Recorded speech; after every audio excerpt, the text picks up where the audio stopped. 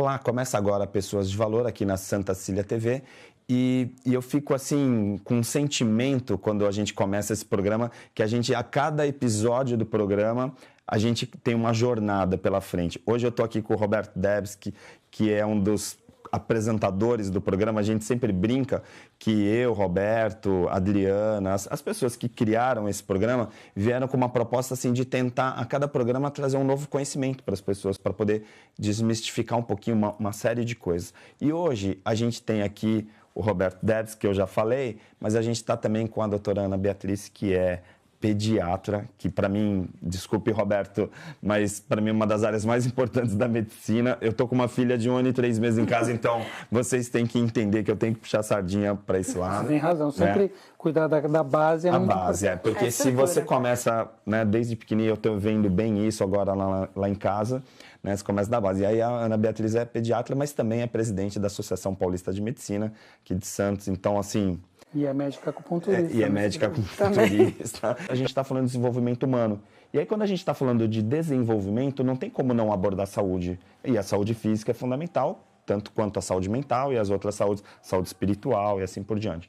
E aí eu queria começar para trazer um pouquinho essa discussão. Para mim, eu vejo como um grande conflito que há dentro da medicina como um todo. E aí o profissional médico, principalmente, acaba vivendo nessa loucura, que é uma profissão que você se forma com muitos anos de formação, você tem que ter um conhecimento gigante, e aí você vai lá trabalhar na área, então assim, agora eu vou atuar, e aí de repente você vê uma loucura que está a saúde pública do país, a saúde como um todo, e aí eu preciso, como médico, ser mais humano, cada vez mais a gente pede essa humanidade, a humanização na saúde, com o contraponto de uma evolução tecnológica, onde as pessoas hoje estão fazendo cirurgias no cérebro das pessoas à distância. Então, eu tenho um amigo que fez uma cirurgia essa semana, o cara fez por robô e ele estava nos Estados Unidos e fez a cirurgia aqui no Brasil.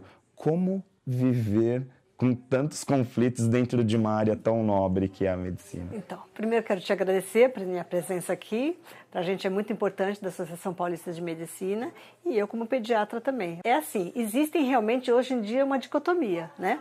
Entre tudo que existe de medicina tão evoluído e essa necessidade do ser humano retornar à sua origem, que é o olho no olho, é o contato, é o conversar, é o ter um contato com o outro, é a pessoa escutar o que você está querendo dizer, os seus problemas, saber da sua família, é o médico de família que eles falam, né? Uhum. Ou seja, você sabe daquilo que acontece não só com aquele teu paciente, mas você sabe com as pessoas que envolvem a família. Então isso é muito importante, dar um tempo na consulta para escutar, né?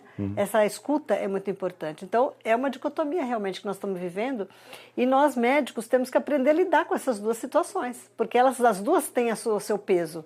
Então, a gente tem que aprender a lidar com essas duas situações mesmo. Sim, e ao mesmo tempo esse envolvimento com a tecnologia, né? Porque a gente tem hoje uma precisão em equipamentos, em tecnologia mesmo, tanto de consultório como hospitalar, que traz assim leituras completamente diferentes, né? Então, antigamente você tinha, por exemplo, um diagnóstico que era muito por aproximação, mais antigamente ainda tinha muito feeling do profissional de ver pelo que o paciente falava, e hoje você tem exames de imagem com uma precisão riquíssima, por exemplo, em alguns quadros, principalmente quando envolvem cirurgia, que é o caso desse exemplo que eu dei inicialmente. Aí, assim, também não é digamos assim, um transtorno ou, digamos, uma dificuldade gigante de uma pessoa que falou, vou escolher a saúde e, de repente, também tem que ser um especialista em tecnologia, ter que aprender informática, um monte de coisas, assim. Roberto, me ajuda nisso, assim, porque de verdade, eu fico olhando as coisas que estão vindo por aí e fico pensando, uau,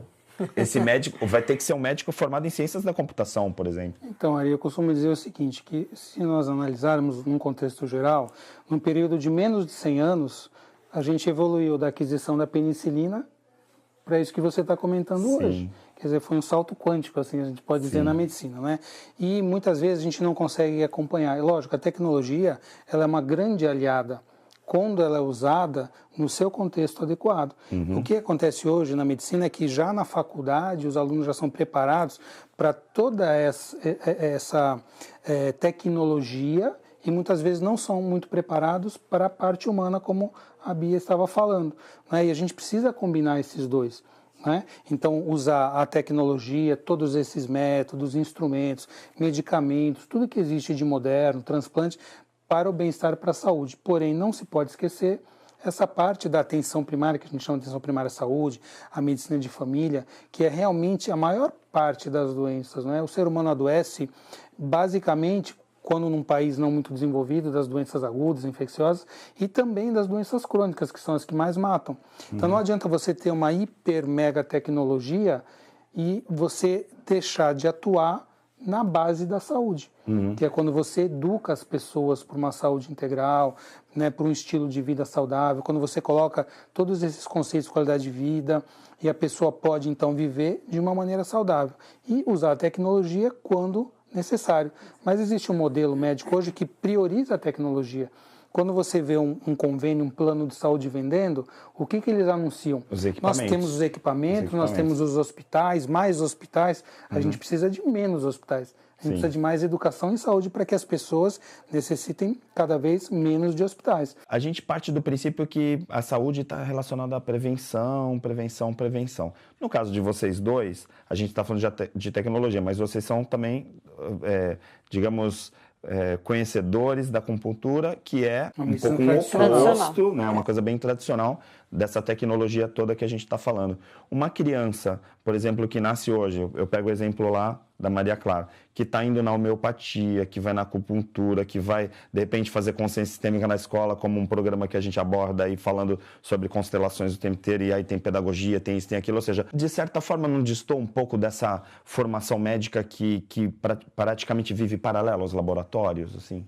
Então, acho que elas não se contrapõem, acho que são coisas, elas são complementares. Na medida certa, como ele falou, é a medida certa que tem que ter. Então, nós estamos no agosto dourado. Você sabe o que é o agosto dourado? É o agosto dourado, é o aleitamento materno. Nós estamos no mês do aleitamento, que se comemora e se conscientiza a população da necessidade de amamentar o seu filho, né? É muito importante. É a base da base, como foi comentado. A estrutura toda. Então, pediatria a gente vive muito com profilaxia. Profilaxia e prevenção. Quando você vai fazer uma consulta pediátrica, você vai fazer a consulta, às vezes a criança não tem nada, mas é por não ter nada e ter todas as orientações necessárias é que essa criança não vai adoecer. Sim. E é isso que um país desenvolvido tem que fazer. É porque me parece justamente isso, né, Ana?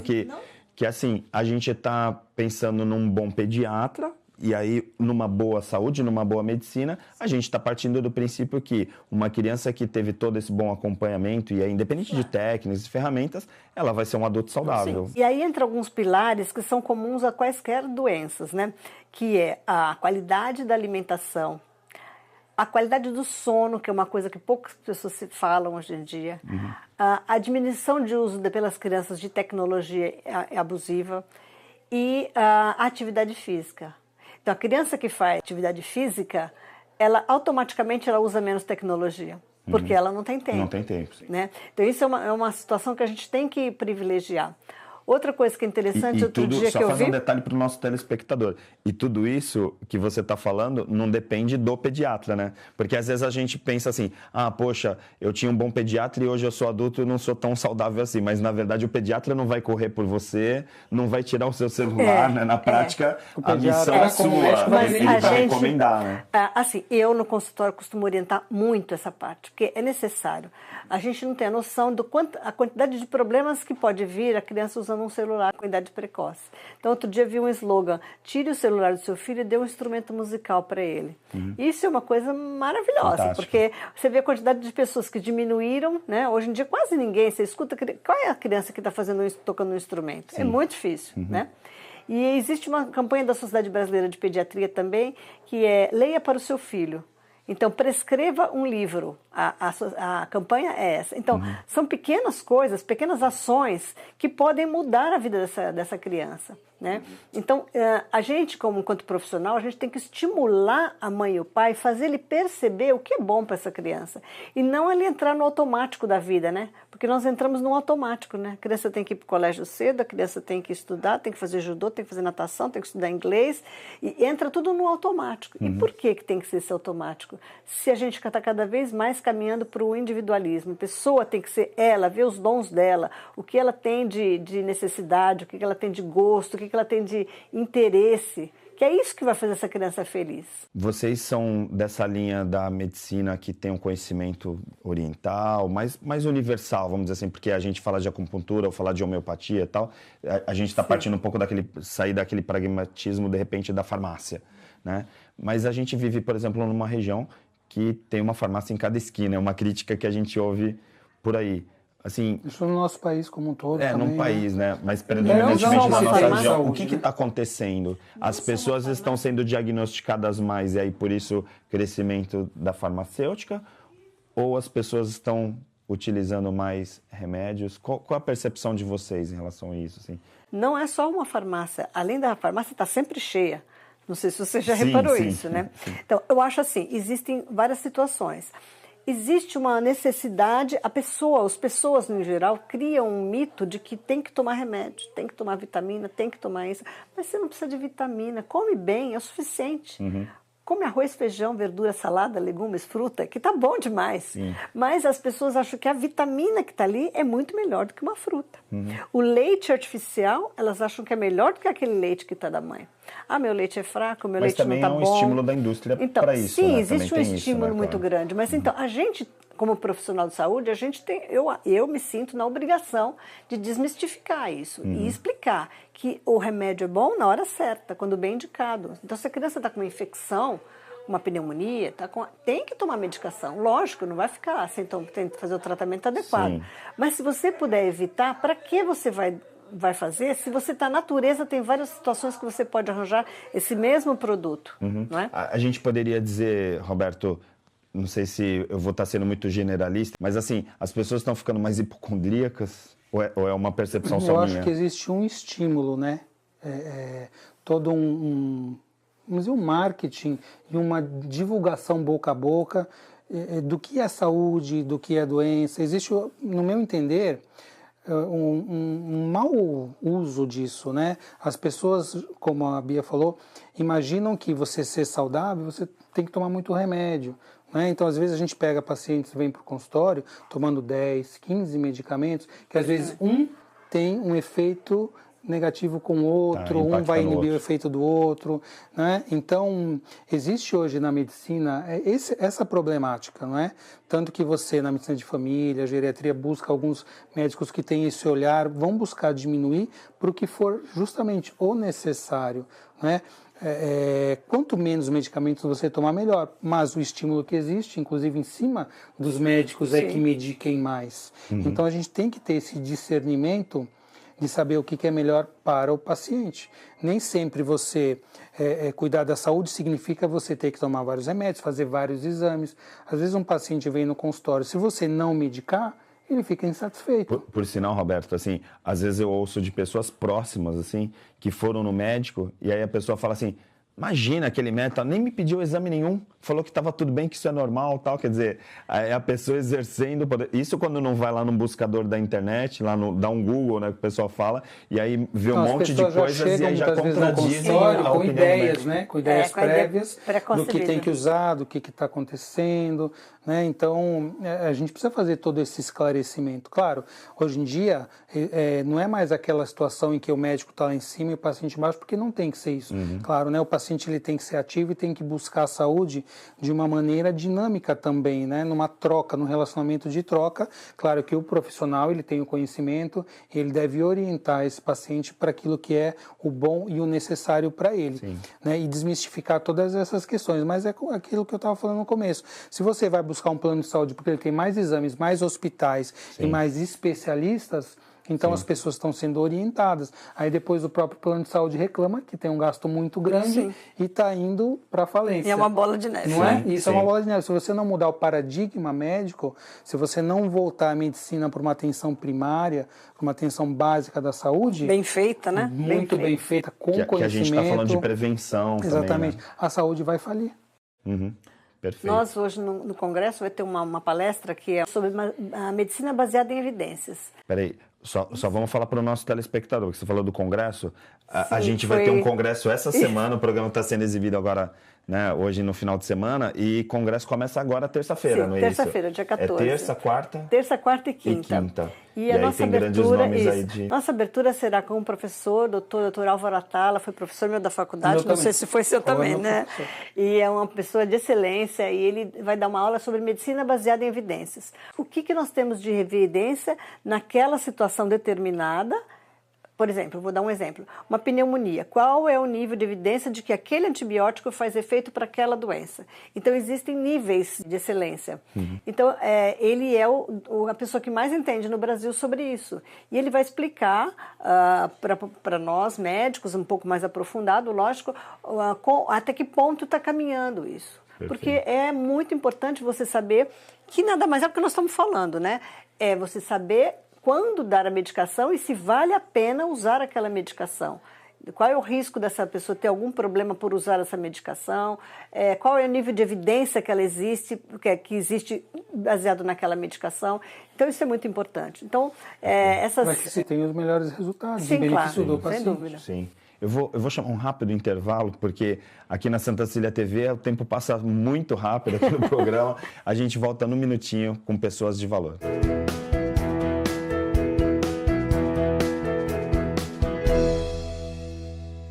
Existe um bebê que é especial, está sempre na moda, bonito pra você. A mamãe e o papai, ele quer agradecer pelo banho de loja da estação do bebê. Roupinhas, acessórios, carrinhos, enxoval, toda a decoração da estação do bebê.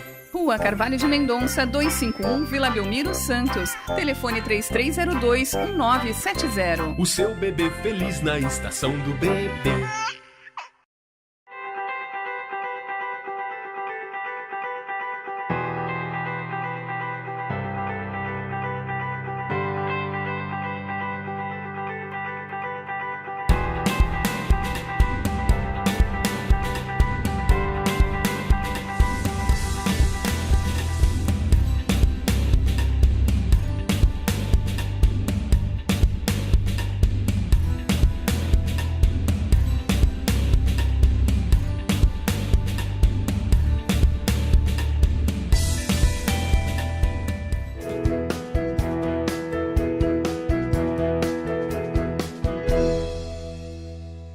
Voltamos com Pessoas de Valor aqui na Santa Cecília TV. E se você quiser assistir esse programa novamente, a emissora faz alguns reprises, mas também você pode ir lá no santaportal.com.br e assistir esse programa e toda a programação da emissora, além de também rever todos os programas Pessoas de Valor lá no site www.pessoasdevalor.com.br. Hoje a gente está falando de um assunto que é super importante quando a gente fala de desenvolvimento humano, que a gente está falando da saúde física. E aí nós temos dois grandes nomes aqui, duas pessoas também maravilhosas. As pessoas falam, por que pessoas de valor? Justamente porque são pessoas que dedicam a sua vida às outras pessoas, por isso esse nome. Né? Isso que é muito rico.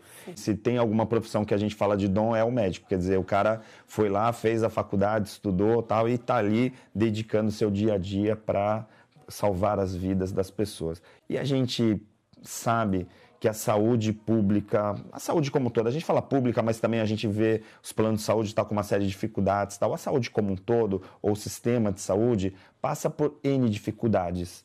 E o médico está no meio desse processo. Então, às vezes, a gente ouve, eu demorei 3, 4 horas para ser atendido lá por aquele médico, não sei o quê. Existe solução? Era isso que eu ia te falar. Eu acho que o médico também é vítima, sem querer nos vitimizarmos, mas acho que o médico é vítima de uma situação também. Eu acho assim, tem algumas coisas que a gente precisa pensar. O que acontece geralmente nessa situação é uma paciente que foi no pronto-socorro e que vai, então ela vai no horário que ela pode, não porque é uma emergência, ela vai porque naquele horário é conveniente para ela. E esse horário conveniente, incrivelmente é conveniente para muita mundo, gente. Claro. Acabou de trabalhar, acabou de fazer o que tinha que fazer e vai. E aí realmente fica filas de 3, 4 horas muitas vezes. Então, isso realmente é um contrassenso, não tem cabimento. Mas as emergências, aí é onde o médico entra, às vezes, e fala, mas eu estou atendendo uma emergência lá dentro. E isso existe realmente. As pessoas pensam, mas está demorando muito, está lá dentro. Porque houve tem um tempo que se falou muito mal de médico. Você já reparou isso? Sim, por isso que eu até toquei nesse assunto, porque é importante para discutir. Exatamente. E assim, muitas vezes o médico está trabalhando muitas horas, sem comer, sem dormir, emendando plantão com plantão, e está trabalhando, está fazendo a parte dele. Às vezes eu acho que o médico é uma pessoa que ele trabalha e ele não reclama.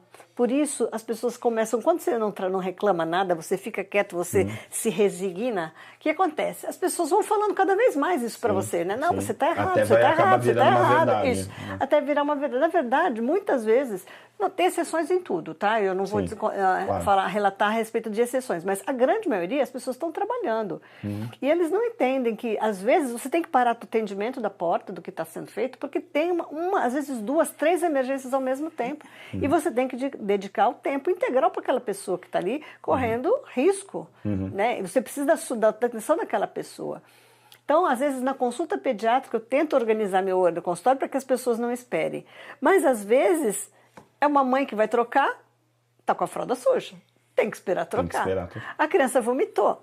Espera limpar. Tem o tempo da criança. Então, a pessoa, quando está lá dentro, ela quer aquele tempo para ela. Só que ela não quer esperar quando está na vez de esperar. Então, as pessoas têm que pensar um pouco mais nos outros. Uns pensarem nos outros. Um olhar mais amplo, né? Um olhar amplo da situação. Como é que você consegue, num país, porque a taxa de médicos, o índice de médicos por habitante no Brasil é um índice normal.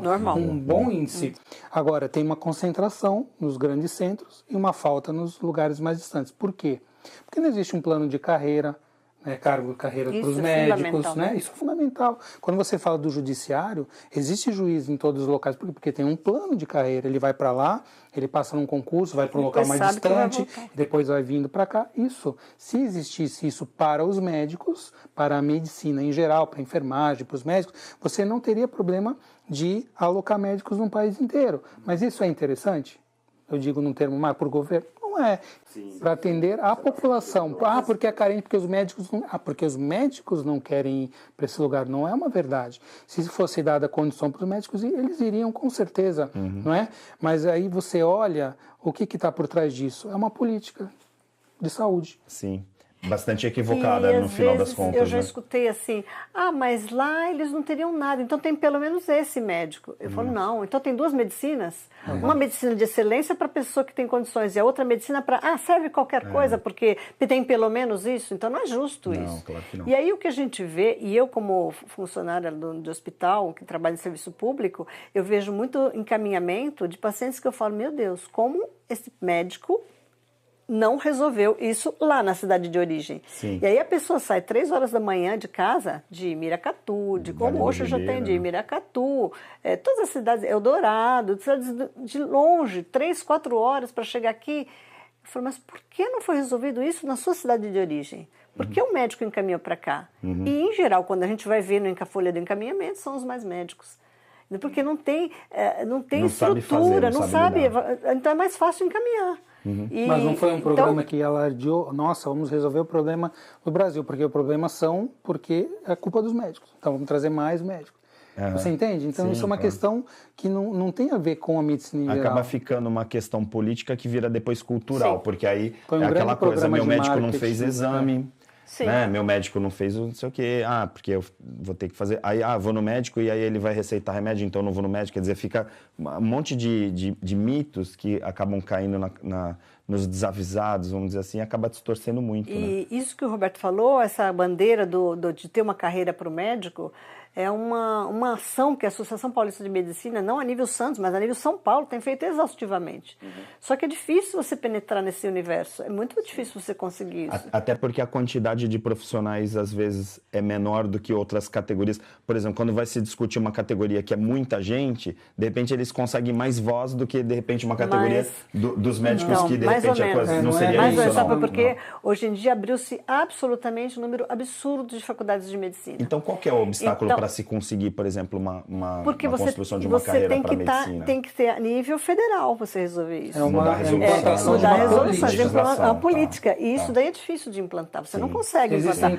Não é só nossa vontade. A gente pode até mostrar, olha, essa seria a melhor forma, mas precisa ter a vontade política, né? Então, isso daí... Aí, para falar dessa questão política, tal, de representatividade, a associação, você está lá na frente da associação, desenvolvendo uma série de coisas. Eu queria, para a gente chegar no final do programa, que você reforçasse, então, o convite. Esse evento é aberto, por exemplo, para os médicos em geral ou para quem é associado? Como que é esse evento que vai acontecer agora na terça-feira? Então, esse é o 7º Congresso Interdisciplinar da Associação Paulista de Medicina Santos. É um congresso que a gente tenta juntar todas as especialidades para que a gente possa realmente reciclar, que é isso que nós estamos falando, reciclar, e com o olho sempre na parte humana, que é necessário. Então, justamente a gente busca juntar os médicos e estudantes de medicina. Não necessariamente sócios da PM, mas que sejam médicos, é um evento aberto para médicos e estudantes. A gente não tem, às vezes, algumas pessoas perguntando se poderiam ir. Acontece que nós temos infraestrutura para esse número de pessoas. Específico. Também, né? Mas tem pessoas de outras áreas que às vezes querem ir, psicólogos, eles querem ir, fisioterapeutas, dependendo da especialidade. Mas é que nós não temos infraestrutura para isso. Então, aí a gente privilegiaria uns e ficaria ruim para outros, né? Então, o nosso congresso realmente é um congresso médico para médicos e estudantes de medicina. E no caso, como o congresso é terça-feira agora, a gente está no final de semana, na véspera, aí assim, se uma pessoa estiver assistindo o programa, por exemplo, ainda dá para procurar, aí vai lá, liga para a associação, como que faz para se inscrever no caso? A inscrição pode ser através do telefone, que é 3229-2626, que é o telefone da associação, ou pelo site apmsantos.org.br/congresso. Então, pela própria internet exatamente, você consegue inscrever. A inscrição é gratuita e são 3 noites com aulas clínicas e cirúrgicas, porque o Colégio Brasileiro de Cirurgiões também está presente nesse congresso. Com aulas muito interessantes, como cefaleia, dislipidemia, Alzheimer, asma. São patologias importantes, né? Como fazer suplementação alimentar, que é o tema que nós acabamos de falar, né? No esporte, como é a suplementação no esporte. Então, são temas que são relevantes para qualquer médico. É importante qualquer médico saber isso, mesmo que não seja da sua própria especialidade, né? Perfeito. Doutora, obrigado pela Muito sua obrigada presença. Você. A gente chama de doutora, né? Tão estranho, porque assim, a Ana Beatriz vai falar, não, mas a gente está falando agora de medicina, então é doutora, não, mas... né?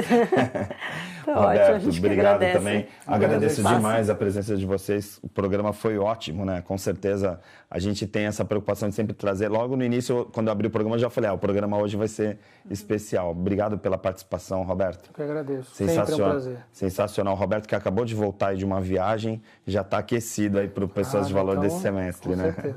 Vamos lá. Fique com a programação da Santa Cília TV e a gente se encontra na semana que vem. Forte abraço.